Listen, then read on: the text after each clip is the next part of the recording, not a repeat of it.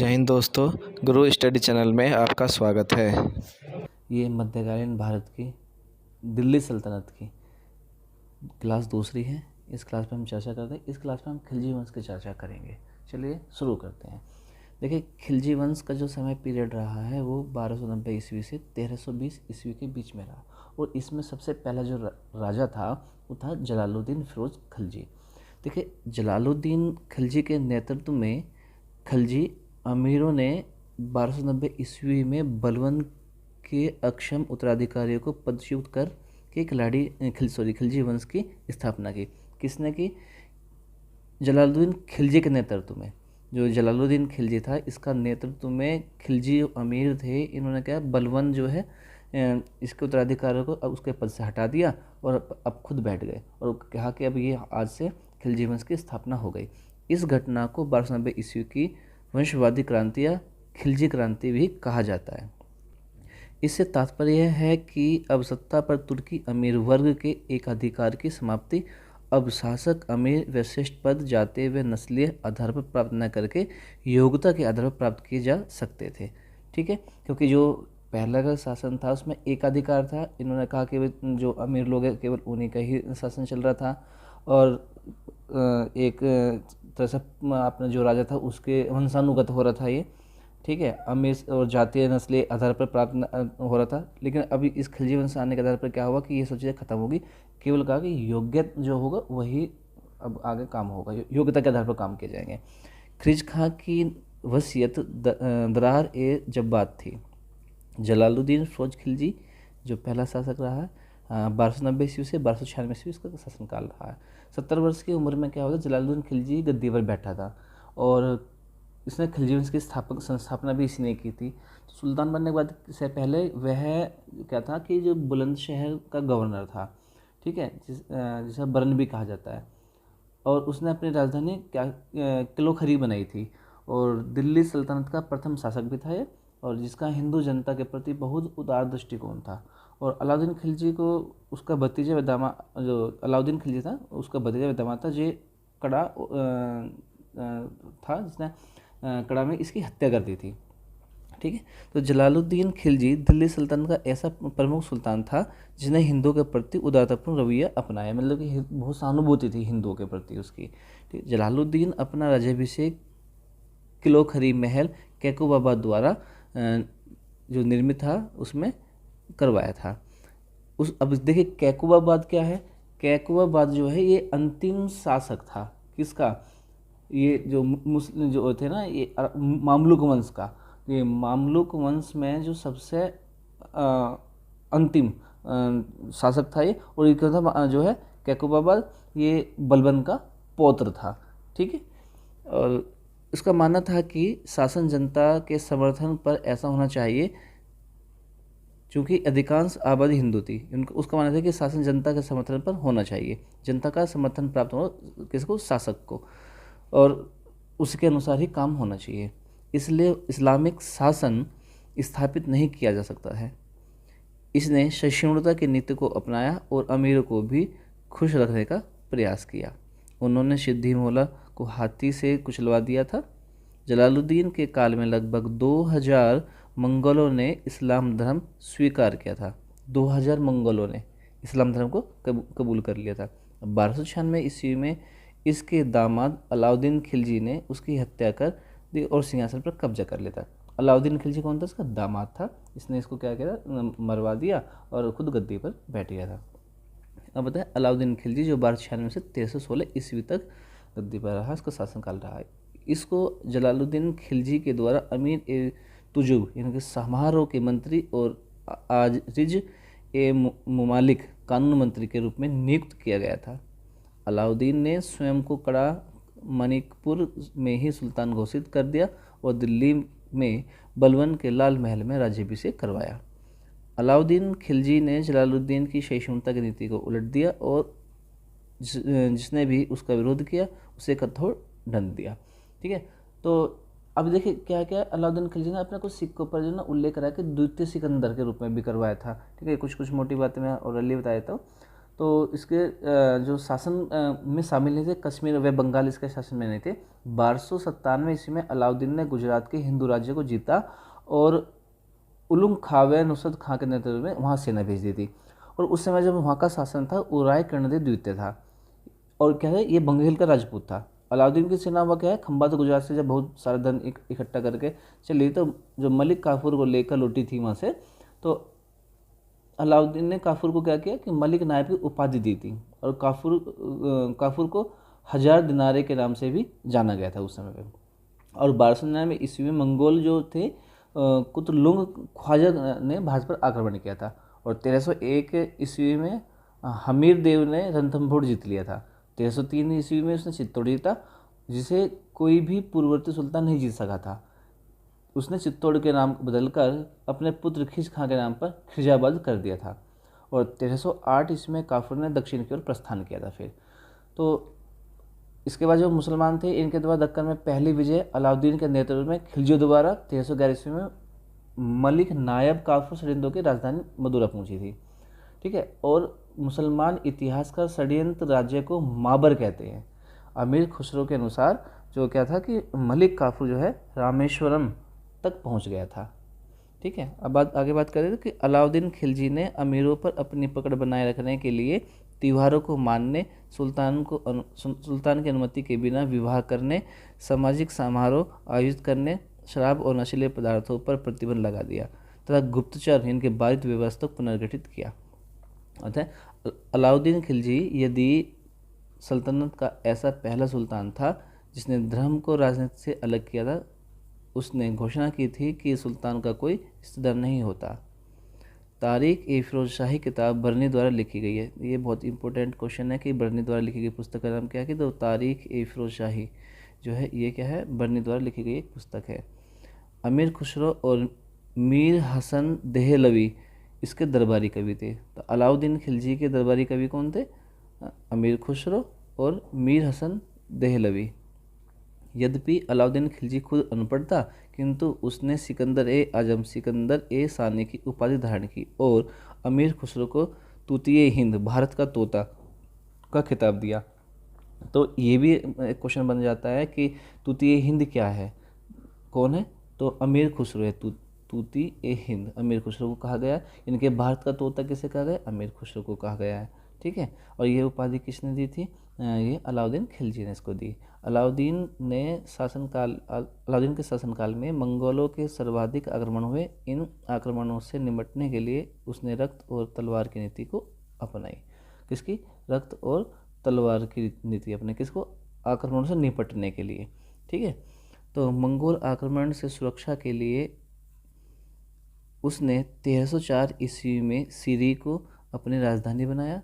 Next है कि उसने जालंधर 1298 ईस्वी, किली 1299 ईस्वी, अमरोहा 1305 ईस्वी और रावी 1306 ईस्वी की लड़ाइयों में मंगोलों को हराया था। मालिक काफूर इसका गुलाम सेनापति था, जिसने यादवों 1308 ईस्वी, काकतीय 1310 ईस्वी, होयसाल 1311 ईस्वी आदि के विरुद्ध दक्षिण भारत के अभियानों का नेतृत्व किया था। नेक्स्ट है कि अमीर खुसरो की पुस्तक अजाइन उल फतूह, किसकी? अमीर खुसरो की द्वारा लिखी गई पुस्तक का नाम है अजाइन उल फतूह, और अब्दुल मलिक इसामी की रचना क्या है? फतूह उस सलातीन से मिलती है, जिससे अलाउद्दीन खिलजी की विजयों के बारे में पता चलता है। नेक्स्ट है कि 1303 ईस्वी में अलाउद्दीन खिलजी ने चित्तौड़ के राजा रतन सिंह को पराजित किया, जिसके बाद रानी पद्मावती सहित राजपूत महिलाओं ने जौहर आत्म बलिदान कर दिया। यह जानकारी जायसी की पुस्तक पद्मावत से मिलती है। तो जायसी की द्वारा लिखी गई पुस्तक का नाम क्या है? पद्मावत है। या पद्मावत के लेखक कौन है? तो जायसी हैं। ठीक है। ये यहाँ से क्वेश्चन और बन जाता है। नेक्स्ट है कि अलाउद्दीन का प्रथम सैन्य अभियान 1298 ईस्वी में गुजरात के विरुद्ध किया था, जहाँ का शासक बघेल राजपूत रायकर्ण था। अलाउद्दीन ने दक्षिण में सबसे पहला आक्रमण तेलंगाना पर किया था। तेलंगाना का शासक प्रताप रुद्रदेव द्वितीय था। इसी समय प्रताप रुद्रदेव ने मलिक काफूर को कोहिनूर हीरा दिया था। अलाउद्दीन दिल्ली सल्तनत का प्रथम सुल्तान था, जिसने विंध्याचल पर्वतमाला को पार करके दक्षिणी प्रायद्वीप को जीतने का प्रयास किया था। अलाउद्दीन के समय अनेक विद्रोह हुए थे, जैसे अख्त खां, मलिक उम्र, हाजी मौला तथा नवीन मुसलमानों द्वारा आदि।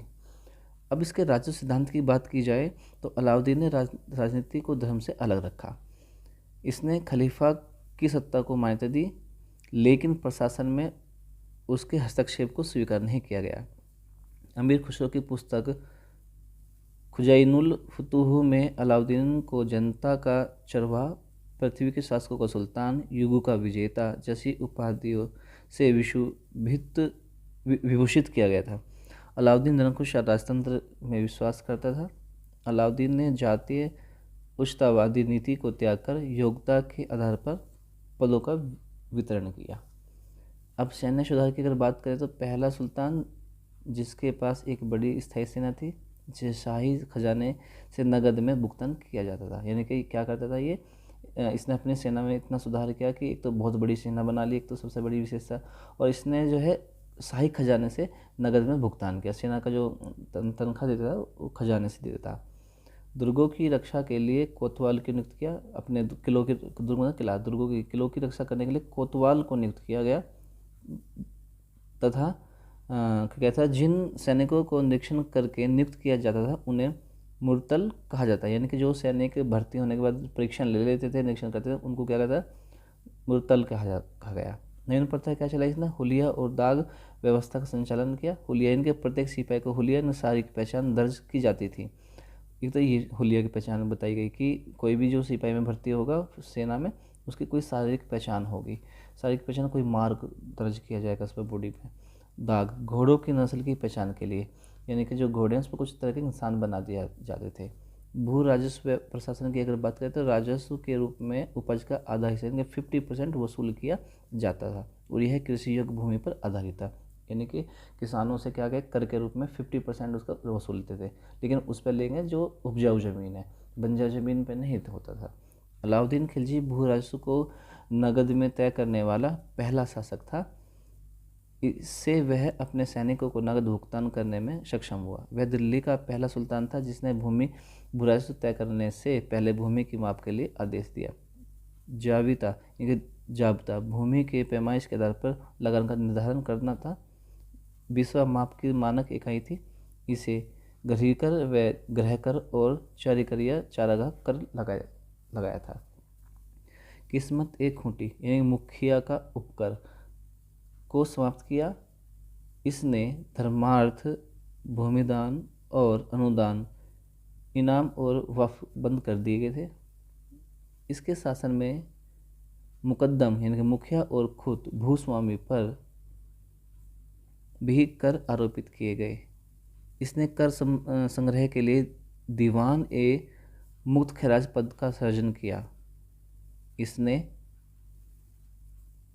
राजस्व के उद्देश्य से दिल्ली के आसपास के क्षेत्र को सीधे अपने नियंत्रण में रखा। इस प्रकार यहाँ एकता व्यवस्था लागू की गई। अलाउद्दीन ने राशनिंग व्यवस्था लागू की तथा शासकीय अन्न भंडार बनवाए। राशनिंग व्यवस्था, यानी कि राशन के आधार पर लोगों को राशन मिलेगा अलाउद्दीन के दरबार से। जो गरीब थे, जिनको जो है खेती नहीं करते थे, जो मजदूरी करते थे, उनके लिए इनके शासकीय अन्न भंडार भी बना दिए। और भंडार जिसके जो यहाँ से टैक्स के रूप में आता था 50%, उसको क्या कि उसने भंडारण करना शुरू कर दिया था। अगर वास्तुकला की हम बात करें तो 1296 ईस्वी में अलाउद्दीन खिलजी ने हौजे अलाई का निर्माण किया। तो ये भी क्वेश्चन एक बन था कि हौजे अलाई का निर्माण कब हुआ। 1296 में हुआ। किसके काल में हुआ? अलाउद्दीन खिलजी के काल में हुआ। अलाउद्दीन खिलजी ने सीरी का किला बनवाया। तो सीरी का किला किसने बनवाया? अलाउद्दीन खिलजी ने। और 1303 ईस्वी में मंगोल आक्रमण के दौरान सीरी में डेरा डाला था। ये भी क्वेश्चन आता है कि जब अलाउद्दीन खिलजी ने मंगोल पर आक्रमण किया तो उसने किस किले में शरण ली? तो सीरी के में उसने शरण ली थी। इसने सीरी के किले में कासर ए हजार सीतून महल बनवाया। तो कासर ए हजार सीतून का महल किसके द्वारा बनवाया गया? अलाउद्दीन खिलजी के द्वारा बनाया गया। कासर ए हजार सुल्तान कहाँ पर है? सीरी में है। ठीक है। कुतुब मीनार के प्रवेश द्वार के रूप में अलाई दरवाज़ा का निर्माण किया। तो इसमें भी यहाँ पे एक है कि कुतुब मीनार के जैसा एक दरवाज़ा किसके द्वारा बनाया गया? तो तो दरवाजे का नाम क्या है? अलाई दरवाज़ा। किसका? अलाउद्दीन खिलजी के द्वारा उसका निर्माण कराया गया था। प्रसिद्ध अलाई दरवाज़ा, हौज खास, हजार सितून राजमहल, हजार खम्भों वाला राजमहल, जमात खाना मस्जिद, अलाई मीनार और सीरी में एक नई राजधानी का निर्माण कराया। किसने? अलाउद्दीन खिलजी ने। नेक्स्ट अगर इसकी बात करें तो बाजार सुधार की, तो अलाउद्दीन ने वस्तुओं के मूल्यों का निर्धारण मनमाने ढंग से न करके उत्पादन लागत, कॉस्ट ऑफ प्रोडक्शन के अनुसार किया था। अलाउद्दीन खिलजी ने सभी वस्तुओं के दाम निश्चित किए। उसने बाजार पर नियंत्रण के लिए 3 प्रकार के बाजार स्थापित किए। कौन कौन से? पहला था खाद्यान्नों के लिए, दूसरा था कीमती वस्त्रों के लिए कि सराय अदल, और तीसरा घोड़ों, गुलामों और मवेशियों के लिए। ठीक है, इसके काल में जो गुलाम भी बिकते थे। ठीक है, प्रत्येक बाजार एक उच्च अधिकारी शाहाना ए मंडी के नियंत्रण में था। उसने इन बाजारों पर निगरानी रखने के लिए नायाब ए रियासत और दीवान ए रियासत की नियुक्ति भी की थी। वह बारिद, खुफिया अधिकारी और मुनिहा गुप्त जासूस से बाजारों की खबर प्राप्त करता था। हालांकि यह स्पष्ट नहीं है कि उपयुक्त सुधार केवल दिल्ली में लागू किए गए थे या अन्य शहरों में भी थे। बाजार सुधार के अपनाने के क्या कारण थे? तो नागरिकों का समर्थन प्राप्त करने के लिए, अमीर खुसरो और कम वेतन में एक बड़ी सेना को बनाए रखने के लिए, यानी कि भरने। अलाउद्दीन खिलजी की मृत्यु के बाद उसकी बाजार नियंत्रण व्यवस्था भी समाप्त हो गई थी। अलाउद्दीन खिलजी को सर्वाधिक वितरण प्रणाली का जनक माना जाता है। किसका? सर्वाधिक वितरण प्रणाली का जनक कौन है? अलाउद्दीन खिलजी है। अब आते हैं लास्ट मुबारक शाह खिलजी, 1316 से 1320 ईस्वी। क्या कहते हैं? इसने स्वयं को खलीफा घोषित किया और उल इमाम, खिलाफत उल हा आदि की उपाधि धारण की। खुसरो शाह यह हिंदू धर्म से परिवर्तित मुसलमान था, यानी कि हिंदू, वैसे तो ये हिंदू था लेकिन इसने अपना धर्म परिवर्तन होकर ये मुसलमान बन गया था। यह अपने आप में पैगंबर का सेनापति कहता था। इसने इस्लाम खतरे में है के नारे लगाए। किसने? खुसरो शाह ने, जो पहले हिंदू था और बाद में क्या बना, ये इसने मुसलमान बन गया था, अपना धर्म परिवर्तन कर लिया था। इसके बाद कुछ इसमें एक पॉइंट और आते कि दिल्ली सल्तनत का पहला सुल्तान था दिल्ली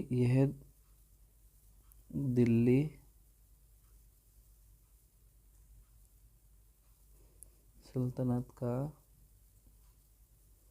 पहला सुल्तान था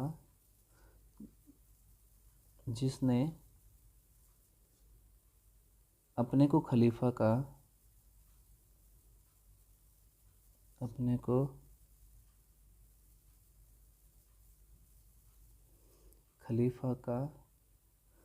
प्रतिनिधि मानने से इनकार किया।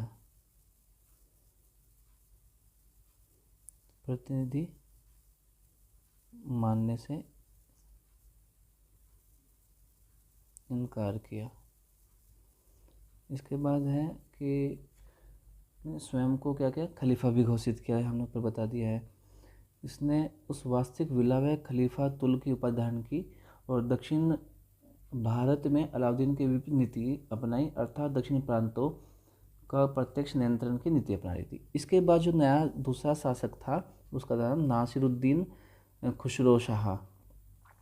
इसके बाद जो शासक था नासिरुद्दीन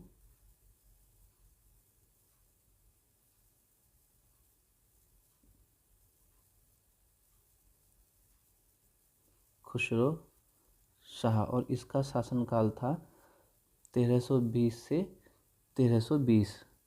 कुछ ही समय के लिए ये राजा बना था। इसने क्या क्या उपाधि धारण की कि जुलाई 1320 में नसीरुद्दीन के नेतृत्व में बरादुओं ने मुबारक की हत्या कर दी थी। ठीक है भाई, और नासिरुद्दीन शासक बन बैठा था, तो गयासुद्दीन ने इसकी भी हत्या कर दी और तुगलक वंश की नींव रख दी थी भाई। ठीक है, इसमें इसने क्या, ये इतना ही था बस। दोबारा मैं रिपीट कर देता हूँ। तो जुलाई 1330 में नासिरुद्दीन के नेतृत्व में बरादुओं ने मुबारक की हत्या कर दी और नासिरुद्दीन शासक बन गया था, लेकिन गयासुद्दीन ने इसकी हत्या कर दी और उसने क्या किया? तुगलक वंश की स्थापना कर दी।